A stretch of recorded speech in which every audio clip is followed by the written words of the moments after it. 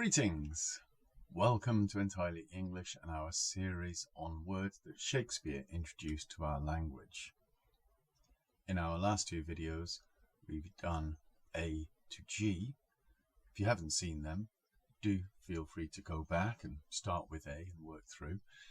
I know this is kind of niche, only interesting for certain people. So possibly you're English and you've come here, or an English speaker, and you've come here to just find out what Shakespeare contributed apart from wonderful plays and sonnets to our language. Or maybe you are a foreign visitor looking to expand your vocabulary. In either case, welcome. Very welcome indeed. Today we are continuing with the letter H. And our first word is hatch, from Henry IV, Part 2. There is a history in all men's lives, figuring the natures of the times deceased, the which observed a man may prophesy, with a near aim of the main chance of things, as yet not come to life, who in their seeds and weak beginning light untreasured, such things become the hatch and brood of time. Hobnail, from Henry VI, Part 2. I beseech God on my knees thou mayest fall into some smith's hand and be turned to hobnails. Hopeful, Richard III. If ever he have child, abortive be it, prodigious and untimely brought to light, whose ugly and unnatural aspect may fright the hopeful mother at the view. Hot-blooded, the merry wives of Windsor. The Windsor bell hath struck 12, the minute draws on. Now the hot-blooded gods assist me. To howl, Macbeth. Witchcraft celebrates, pale Hecate's offerings and withered murder, alarmed by his sentinel the wolf, whose howls his watch. To hurry, Venus and Adonis. A second fear through all her sinews spread, which madly hurries her, she knows not whither. Now to I. Impede, Macbeth. Hie thee hither, that I may pour my spirits in thine ear, and chastise with the valour of my tongue all that impedes thee from the golden round. Inaudible, all's well that ends well. For we are old, and on our quickest decrees, the inaudible and noiseless foot of time steals ere we can effect them. Inauspicious, Romeo and Juliet. With worms that are thy chambermaids, O, here will I set up my everlasting rest, and shake the yoke of inauspicious stars from this world-wearied flesh. Indistinguishable, Troilus and Cressida.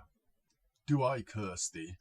Why, no, you ruinous butt, you hoarse and indistinguishable cur, no. And now on to L. Lacklustre, from As You Like It. And then he drew a dial from his poke, and, looking on it with lacklustre eyes, says very wisely, it is 10 o'clock. Lapse, Cymbeline. Will poor folks lie that have afflictions on them, knowing 'tis a punishment or trial? Yes, no wonder when rich ones scarce tell true. To lapse in fullness is sorer than to lie for need. Laughable, merchant of Venice. That they'll not show their teeth in way of smile, though Nestor swear the jest be laughable. Leapfrog, Henry V. If I could win a lady at leapfrog, or by vaulting into my saddle with my armour on my back. Lonely, Coriolanus. Believe it not lightly, though I go alone, like to a lonely dragon that is fen, makest feared and talked of more than seen.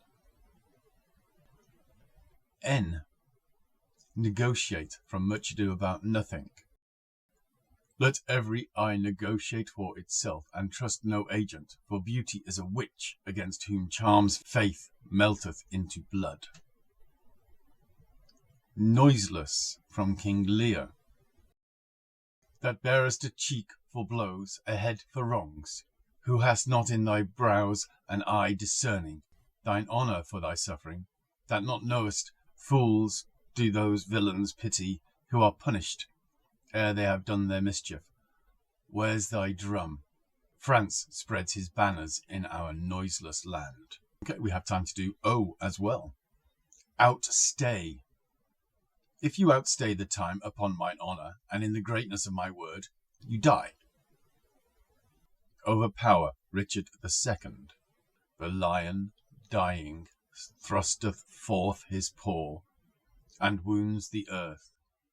If nothing else, with rage, to be overpowered, and wilt thou, pupil-like, take the correction mildly, kiss the rod, and fawn on rage with base humility, which art a lion and the king of beasts.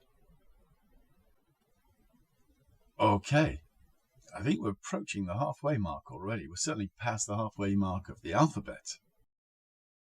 So, what are you thinking? What are your thoughts? Are you amazed that Shakespeare created these words?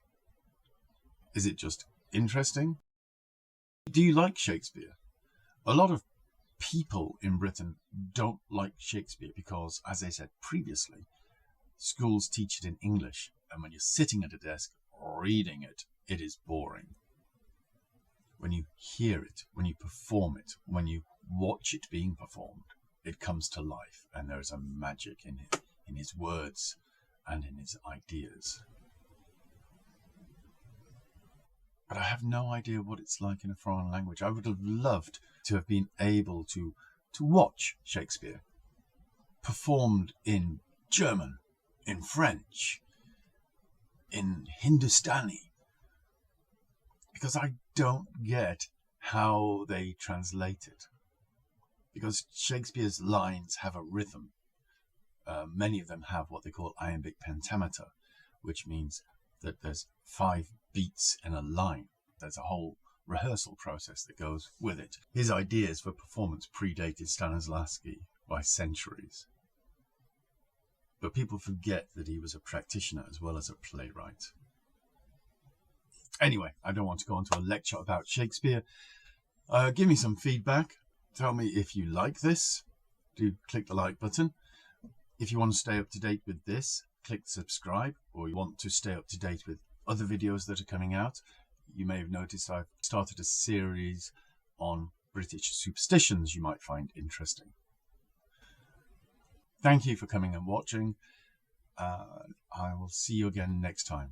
If you know somebody who is interested in Shakespeare or interested in increasing their vocabulary, do please share this with them. And do join me next time for the next installment. Stay healthy, stay safe. See you soon.